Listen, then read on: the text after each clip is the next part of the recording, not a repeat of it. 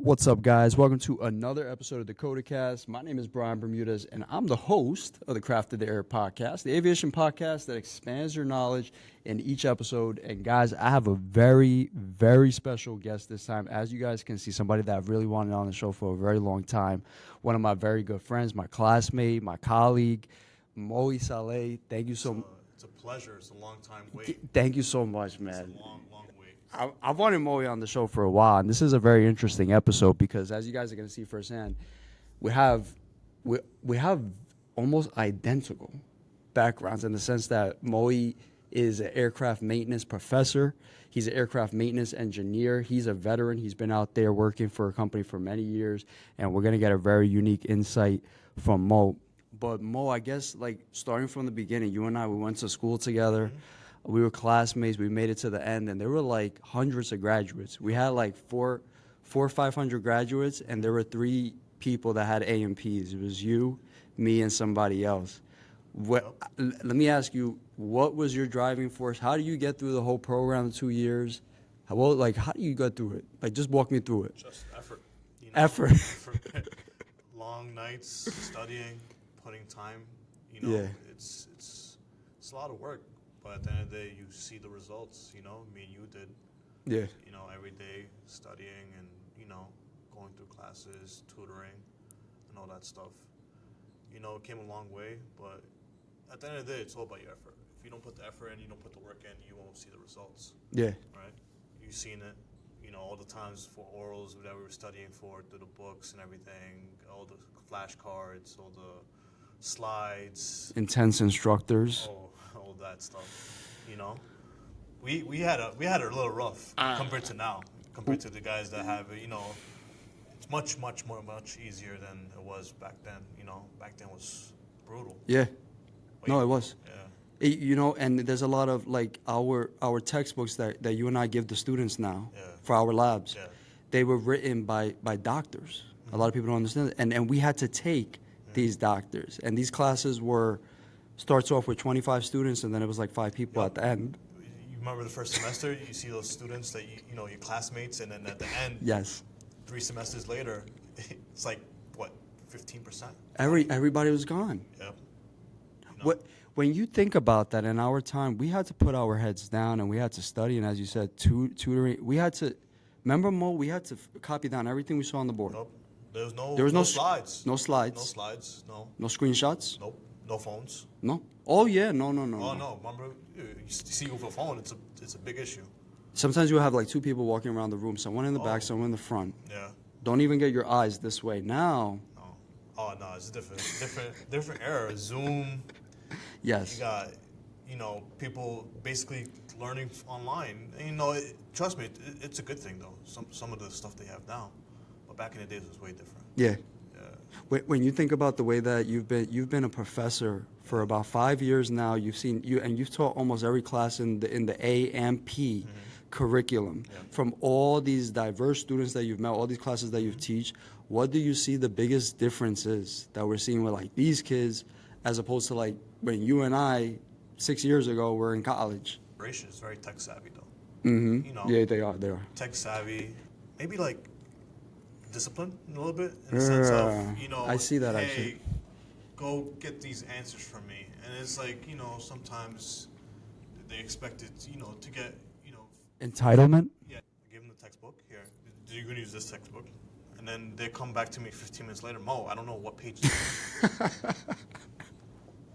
Like, guys, you guys know how to use the textbook? He's not exact. No, this is not an exaggeration. It's literally like 10, 15 minutes later, and somebody will say, no, it's not in here, or where do we look? Nope, or just the wrong textbook. Yeah, that's a good. It's the wrong textbook. This is like, okay, wait, so I've never spoken about this. Yeah. If you could describe it very briefly, these students that are going to you could go to technical school, this is a college, Yep. They're getting an associate's, and they're getting the, I guess, ability to take the license at the end. Mm-hmm. But explain to somebody that's not familiar with the process how it works to get an A&P license. You and I did it, the kids now that are doing it. How does it work? It's not one test, is it? No, it's not. It's multiple tests. You got your writtens, your orals, and practicals. But first off, you need to get those hours, right? You need to get those hours in order to take your RINs, orals, and practicals, and you need to pass those classes, right? And those hours, you know, you're gonna have to go through 3 sections, right? And once you accumulate those hours, and then you pass those classes and you pass those screenings, then you're able to get your certificates. After that, you go ahead and you start taking your RINs. Your RINs is multiple choice questions, right? And then again, there's 3 parts: your general, your airframe, your power plant. And then usually your RINs are coming from what, Prepware now? Right. Or is it, this is a new app. You heard about it? I don't There's know. a Dauntless app. Dauntless, yeah, I heard about that. I did hear about that. Yeah, I usually stick to Prepware though. I don't know how. I would usually stick to Prepware. I see a lot of questions coming from there. But yeah, it's like a study guide. Yeah, you know, and again, FA currently right now, they're under construction kind of with the Yeah. curriculum. They are. That's a good point. Yeah, so you know, you'll every year you'll expect new questions. You know, that's just how it is. They always generate new questions every year. You know, so change a word here, change a word there. You know, that's a new question, right? You got your RINs, that's your multiple choice, and you got your orals and practicals. Your orals, you know, how me and you are sitting right now. Yeah. You have a DME. Like just like this? Right? Yep. Ask you a new question, and then you have to respond back to it. You have to get those questions right. Usually, every section is 4 questions, and then Yes. 3. I was speaking to some DME about it today. They're changing it up. How depends on your. I RINs. heard about that. Yeah, Yes, what are they basically, doing? Now, let's say you get 100 on your RIN. It's crazy, right? And you could get 2 wrong or 3 wrong, and then you'll pass. And traditionally, and when you and I took it traditionally, Way different. they actually, what was it, 4 questions, you get 1 questions, wrong. You get 1 wrong. Is Good. Now, if you get 2 wrong out of the 4, they ask you an additional 3. Yes. So they could ask you up to 7 questions per section. Yeah. They changed it. That's gone. Now it's about your written scores, right? I found out literally today before we even. This is started. interesting because it's multiple choice. So they're going by something that's not necessarily. Basically, they're going off your score for your RINs to see how much knowledge you know. So now, if you get a lower score, they're going to ask you more questions. Mm-hmm. And now, your tolerance for getting questions wrong, I don't know if it's beneficial or not. I don't think it would be. I was just about to ask you that. What do you think about that? I don't though? know the whole details of the new. If you're now, instead of asking you 9 questions, actually 20 questions or 25 questions. But if it is the way that you said, and I do think it is that way, do you think that's more effective, or do you think that's kind of giving it a little bit easier? I think they want the students to understand the stuff, the material. So they want you to understand the material. That's why they're setting it up where if you understand your RINs, you're doing good on your RINs. Right. They'll make it easier for your orals, right? Is it beneficial? It could be, yes. I think they made it a little bit easier because I was speaking to a DME today, and then we're going over it, and yeah, it looks like they made it easier than it was before. Yeah, and then your practicals are different too now. Oh yeah, so go into that. So then the practicals now you got through the multiple choice, Yes. you got through the interrogation. Yep, you got questions. Now there's something called a practical. What's that? Practical is hands-on, right? Usually, typically, you're doing a task of some sort, and with that task, they may ask you. Oh, you said I didn't know that. Yeah, I found that out today. Oh. So now, general, I think it's 9 practicals, right? They give you 9 practicals for general. Okay. You get 3 practicals out of those 9 wrong. That's not the way it was before. No, it was not like that. Because they would tell us to go home if Yep. we got one you wrong. get 1 practical wrong, they send you home. Right? For example, airframe, sheet metal, right? You get sheet metal wrong, you do wrong rivet, Yeah. and then you have to wait 30 days unless you get a A&P mechanic to sign you off, right? Things change. Oh yeah. It's easier, right? Much easier than what me and you went through. Oh yeah. Way easier. Do you think that this is? I know we've heard about it. There's a huge shortage in aircraft maintenance engineers in the country. Do you think that this is kind of going to fill that gap, or you think it's still going to take some time? It's still going to take time. Yeah. Yeah. There's Brian probably mentioned it before, big age gap to Yeah, that's true. Either everyone is, in their 20s, 30s, or everyone's in their late 70s, 80s. So that gap, what happens is in this industry now, a lot of those guys are retiring, and now those guys are retiring, they need to fill those voids. And it's a huge void. Oh, big void. 30 to 80, that's a 50-year gap. It's going to take time to fill those spots. They're still trying to fill those spots. right? Especially during COVID. Well, right? yeah. A lot of those guys took this retirement package and they just left, or some of them didn't want to come back at all. Wait, firsthand, you working out there and Moe works at a major airport for a major airline. Have you noticed the work packages or work changing in a sense? Has it been kind of, they're giving you guys more to do per? It's been busy. Yeah. It's been busy. Yeah. They're trying to keep up.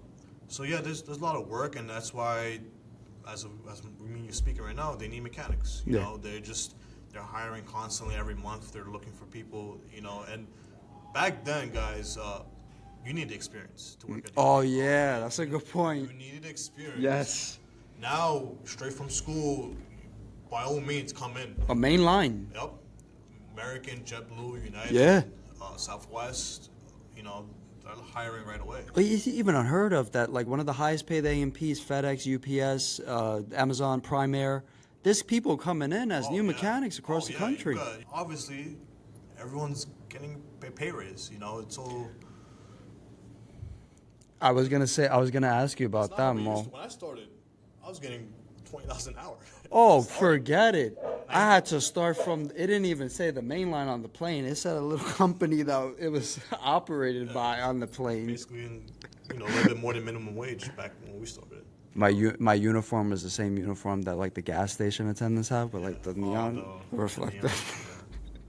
When you look at aviation in a whole, let me ask you this: the new mechanics that you're seeing coming in now, do you think they're the same quality of mechanics that we've been seeing, like kind of like pre-pandemic, or you say like it's kind of the same, like it's just mechanics learning? Because like some people out here, like they're saying like, oh, these guys don't know anything. These guys that are coming from A&P schools around the country, these guys are inexperienced. But then some guys are like, well, we need the help. We'll take what we get. You do see a lack of experience, a lack of knowledge, Mm. and there's due to pre-pandemic situations. In the sense of, especially when it comes to school, right? Yeah. If you need the tutoring, get the tutoring. If you're not understanding, ask a question, right? That's the bottom line. A lot of these students, they're not asking. They're just going with the flow, You can't go with the flow. If you don't understand, you have to stop, ask, and figure it out. Because when you go out there in the field, I see it. Some of these new guys, no experience, they get hit hard in the reality, right? Because you're not gonna be working on the same thing every day, which is a good thing about this job. You don't get bored. Yeah. You never get bored because every day is a new experience. You learn something new, right? You're not. One day I'm doing a sheet metal job. The next day I'm maybe working on an auction system. Looking for a leak. You're working on a hydraulic system. You're working on the engine. You're changing some type of valve. It's something different every. You're working on a craft that has every system known to mankind Of course. in one. And these planes are not the same. Yeah. They're not the same.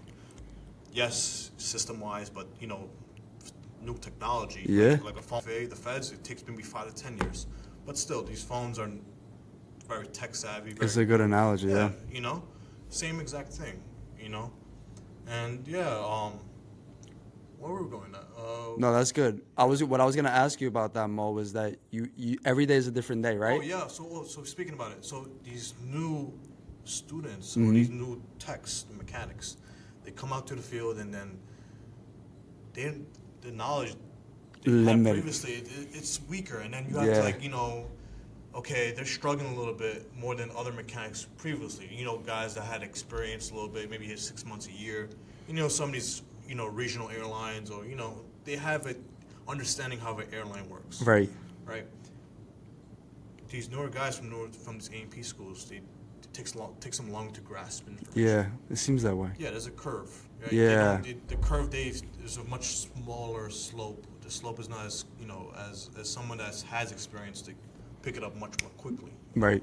You walk us through. I've never asked this before to an A&P at least. Walk us through a typical night. You just mentioned every night is different. People don't understand that you're multitasking more than most people will ever have any idea. You may have maintenance control here. You're turning on a $55 million jet engine here.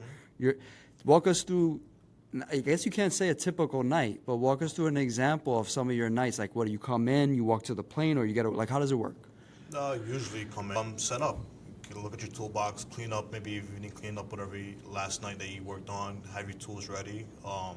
Make sure everything's charged, and such like flashlights, your Good headlamp. point. Yeah, good Yeah, point. always, because you never know what kind of night you're gonna get. Those new guys forget those things. They won't plug it in. Yep. Nope. You gotta make sure everything's charged, you're ready to go, and then just get your assigned work. Some days you may get one plane, some days you may get 2 or 3. It depends on the airline, depends on what's running that night, right? What's run, the guys remain overnight, right? That's, Yeah, good point. Yeah. That's what we do most of these nights, right? It's where heavy work is happening, is at nighttime, right? You know, and then after that, you have to figure out what task you have, and then start reading, right? Looking at your film, looking at your AMM, right? Getting prepared for a job. A lot of these new guys, you know, which is a good thing. They're eager to work, some of them, right? You need to set up for your task, right? You gotta That's look a really- Yup. You gotta look at your AMM, get the parts you need, look at tools. You right? lay everything out. You lay Get everything your thing out. here, put your part here, everything. Do we Boom, have this boom. equipment? Can we do this job? Seal? Do I not have this seal? Right? A lot of these new guys, they're very eager, which is not a bad thing. Have this seal, right? It's not. You can't just say the job Oh, can't be no. done. Not necessarily. Not necessarily, but you got. Not necessarily. But you see what Mohey's saying? Like he said, okay, we don't have the seal. What do we do next? Yes. It's always what's Let's next. solve this. Yes, we have to, in a sense. Not necessarily we have to, but we need to prepare. Okay, we don't have it. For the next guy, can he or she do the job? Right. We need to make sure they have the part needed, so they don't fall in the same pickle that we did, right? Sometimes we're lucky we find a part maybe from another airline and we were able to do the job. Now, what a lot of new guys get into the pickle is that they remove the valve. Oh yeah. And then, oh God. They look at the AMM. Okay, installation. Okay, install new packings. Do you have the packings? No, we don't. Can you reuse the old packings? No, you can't. It says discard when it comes to removal. Let's an example like that, right? Where, like, you know, you see it from a senior mechanic. A senior mechanic will pick that up from the top. Oh. From the jump, right? And, you know, that goes with experience. You know, hopefully the people who are listening to this podcast learn from it and take this wisdom. And, yeah, it's just some stuff like that. And then, again, that's just one plane. Now you got 2 That's for real though. Right, that's just some nights. one. That's how some nights are. Yeah. And some nights you might be on that plane for the whole. It's like you said, every day is different. Your plane could be yeah. scheduled to come in at 11 o'clock, and then it comes in at, there's a tropical storm somewhere that your plane comes in at 3 in the morning. Or That fog. doesn't mean that Mohey doesn't have to take care of the same tasks on that plane. Yep. It doesn't matter. Yep. What do you think that something was one of the most important pieces of advice that you've heard, maybe when you were a student coming in or when you've been a mechanic? I like what you said as far as like organizing. Organizing, setting up. Yeah. Reading is a big thing. Really reading though, like I feel like students just kind of bypass, but you really, every have to. word in aviation is like a legal term. Yep.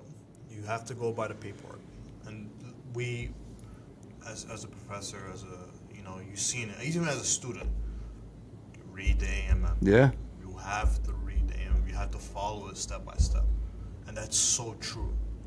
So true. Even if you skip one step, right? I've seen it out there in the field. People got hurt. People, mistakes happen, right? Again, and that's one thing that, stuck with me as a student. First thing I tell them, go to that computer. We see what we need to You set up have the to, job. yeah. You have to. You have? You have to. You can't skip that step. No. You cannot. And how do you know that data hasn't changed? You could memorize how to change a tire, You cannot. but you don't know what's changed in that? Every day, these manufacturers, Boeing, Airbus, Embraer, what they do, revision. There's always a revision. So true. Always a revision, right? That's another thing. The first thing you're supposed to do is go ahead and update your apps. Yeah. Yeah, like how you update That's your apps on another your phone. thing. Yep. Same exact thing. This is interesting because a lot of people will never have no idea. Nope. Somebody asks you, when they ask you, Mo, what do you do for a living? You tell them, I'm an aircraft mechanic. What's the next question? What part of the plane do you fix? Do you fly the plane? That's usually, some people ask that. Do you fly the plane as well? What part do you fix? But it's like, no, we fix everything. We got to fix everything from the nose to the tail. What do you think is the most difficult? A lot of people don't realize that work has to be done at night. Planes have to fly during the day. Yep, that's So how. as mechanics, we gotta work at night.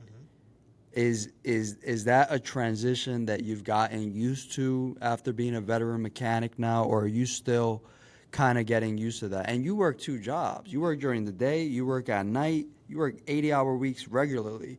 Have you kind of gotten used to that? Yeah, you get a trend going on. Obviously, like the first year is usually the hardest year. Yeah. You know, especially people working on night. You know, our bodies tend to be up during the day and going to sleep. Yeah. At night, right. It's a transition, right? Some people, I'll say roughly a year. I agree. Yeah. A year, and then you get kind of used to it. You get a habit going on.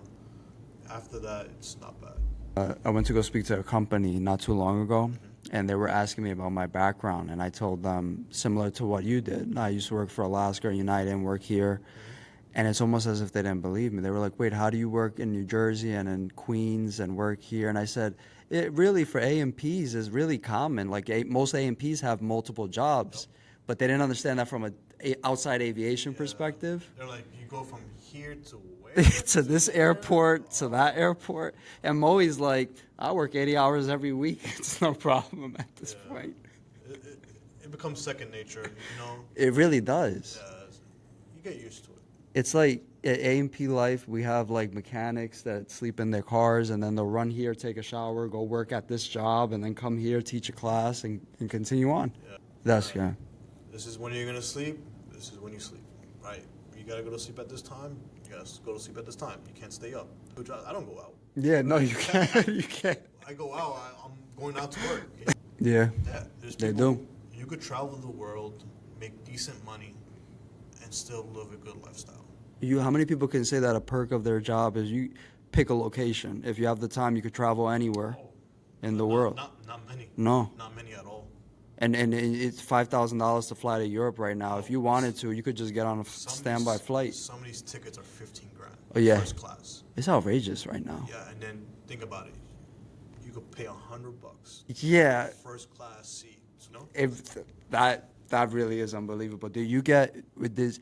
The way that your career is going right now, is this the way that you foresee it when you and I were sitting right here in class, or is this like you never envisioned like working this much and being a professor and?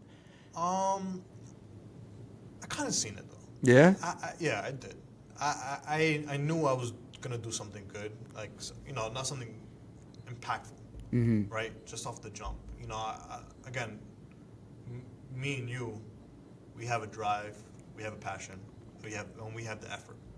The last thing is very important: effort. That's true. And then you could see it, kind of. You could see it from as a human being. You know who's could make it, who's gonna make it. Yeah. You know what I'm trying to say? Like when I have a class, I could kind of like in the middle, I could kind of tell. You could tell. You could tell who has it. Who has it in them? Yeah. But quite a few do. It just sometimes you gotta get it out of them. You gotta squeeze it out of them. All right, listen, you could do a lot of great things in this industry. Yeah. And I told my students one thing all the time. 5-10 years from now, you never know. You might be my boss. It's true. That's true. In this industry. In aviation, for sure. Your classmate could be your boss. Yes. 5-10 years from now. Or Yeah. he or she could be interviewing you for a job or a position. It's true. Why you can move up? Again, this industry is changing. There's an age gap, way more, Yeah. right? We need to meet the demand. Yeah. So these airlines are hiring to try to meet that demand. They're still not meeting that demand. They can't keep up, right? So at least for the next decade, Yeah. it's going to stay like this. That's what a lot of reports say, actually. Yeah, it's going to be a next For a decade. decade. Same thing like pilots, same thing with mechanics, right? They have to keep that demand. Do you think that, I always ask students this, I'll ask you this, do you think that if we were generally regarded as aircraft maintenance engineers, would our salaries increase or our way of work, I guess to say, like, would we be treated better as opposed to, let's say, pilots? Because pilots make $400,000-$500,000 a year now. Yeah. The pilots get, like, everyone wants to take a picture with the pilot, and I love the pilot, and the mechanics are like the pirates on the below the plane that Well, everyone believe forgets it or about. not, a lot of these mechanics, You know how it is. I'm not gonna say it. I was about to say I'm it. not gonna I know say what it, he's gonna but, say. You know, we're very impactful behind the scenes, right? Very impactful. You have to not only know every system, but now you got to know the science Yes, the science behind it, and how to fix it. the troubleshooting behind it. So we are probably as much or more knowledgeable than a pilot. I always say this. I'm always saying this. Take it from an insider. Yep. I mean, it's you have to, and no disrespect to the pilots, because they have a difficult job. They have to be very intelligent, but at the end of the day, mechanics, you have to know every single system. Of course. You got to know, as Mohey just said, troubleshooting. I forgot about troubleshooting. You got to know how to fix it. I mean, do you agree with aircraft mechanic, or do you think it should be aircraft maintenance engineer? I think it should be engineer. It should be. It should be. Well, in Europe, they're technically they're known engineers. They are engineers. Right? In Canada and Canada, South yep. America, Yep. Mo, being a professor of aviation maintenance, what were you naturally a teacher? Like, do you have people in your family that are teachers, or over time have you just kind of become a instructor and you kind of just made your own material? Like, how do you do it? Just go with the flow, and you gotta start from scratch. I never had any I had role models previously. Other instructors who I took, clinging on. Okay, Yeah, me. This is how I like to teach. And then you take a little bit of this, take a little bit of that, and then you make it your own instructor. You become your own professor. Yeah. Right. It takes time. It's not anyone could teach. You and me know this, right? It's a curveball, right? You need to work on your feet in the sense of, listen, as a professor, you don't have the questions for everything or the answers for anything. Yeah. That's the bottom line. It's just the bottom line, and you need to have a passion in it. That's true. As well as you need to be, disciplined in the sense of patience. That's true. Right? You got to teach it in more than one different way. That's true. Very good point. Not everyone understands it in one perspective, right? That's a good point. As a professor, as an instructor, as a teacher, you need to be able to teach it in different perspectives, right? So everyone can understand on the same level. Yeah. Right. That's just the bottom line. Obviously, some people are quick. That's not no knock on someone that's maybe working at or learning at a slower pace. Right. Sometimes you get it, sometimes you don't. You just have to learn it from a different perspective, right? And obviously, I feel like me and you, we're good at that. We're good at teaching in different forms, different ways. Like some professors don't. And I think we can attribute a lot of that to those really hard professors that we were talking about. Of course. They really forced us to get into like this work ethic where Mohey and I weren't satisfied just knowing the answer. We needed to know why that was the answer, and we needed to dig deeper into things. And I think that if it wasn't for some of those professors, maybe we wouldn't have that ability to teach in the way that he's been. They put a good impact on our teaching skills. If, in all honesty, they impacted me in a way. It's like, okay, I understand. I know why. And then you want to teach your students the same way. Yes. Right? You just don't want to give them the answer. Yeah. You want to make sure they understand why it's the answer. And that's from them. Right? The impact they did on our lives, on our teaching. Yeah. When looking forward, as we begin to wrap this up, and I'll have Mohey on again, but looking forward, Mo, how do you see aviation shaping out? Do you see I know the gap is going to take a while. You said a decade, Bowen's saying 25 years. Do you see our jobs kind of getting more difficult? Do you see maybe the salaries improving in our favor? Like, what do you see aviation maintenance going? Again, it's not going to stay the same. It's not going to stay stagnant, right? It's going to go up. Yeah. Always, right? And it's funny with these airlines, it's like a bidding war. Same thing like these pilots. Obviously, these pilots are on a different level than us. It's just the bottom line. It's just how it is. We're never going to be pilots. Maybe, actually, that might change. Who knows, right? I heard they're going to fly, unmanned aircraft. You never know. I mean, think about it, Mo. If you're going to not have anybody in the flight deck, you might as well have an A&P instead of a pilot, because he could at least fix the plane. Yep, it's true. Just saying. You're still going to have a pilot.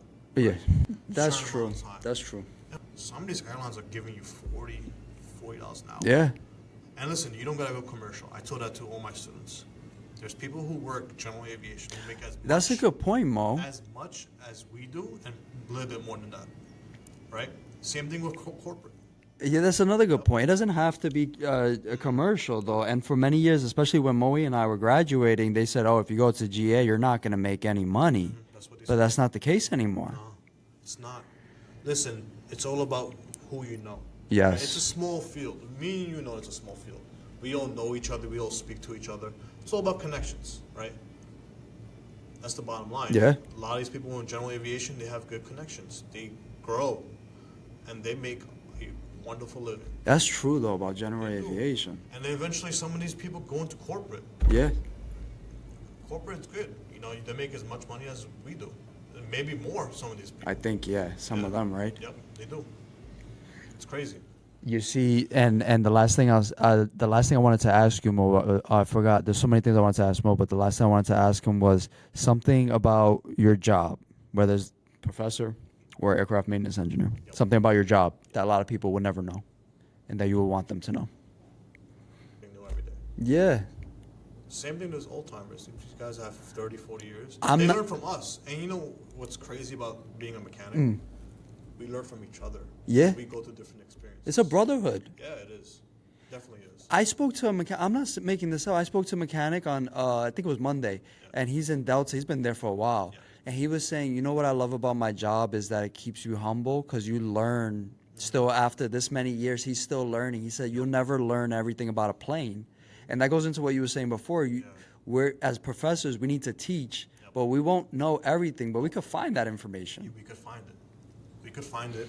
And, you know, you learn something new. Yeah? Like what I said, technology is the same thing how phones are getting updated. There's a newer phone or these newer cars. Same thing with these planes. These planes get new technology. I love that analogy. It's so true about the phone Yeah, the and phone, the the updates. car, you know, you got Tesla and all that stuff. Same exact thing. Yeah. All right. So Mo, our time ran out. I just keep asking more questions all Oh, day, no, you're good. but Definitely come back again. yeah, and I really want to appreciate. I really appreciate you being on the show. This is fun.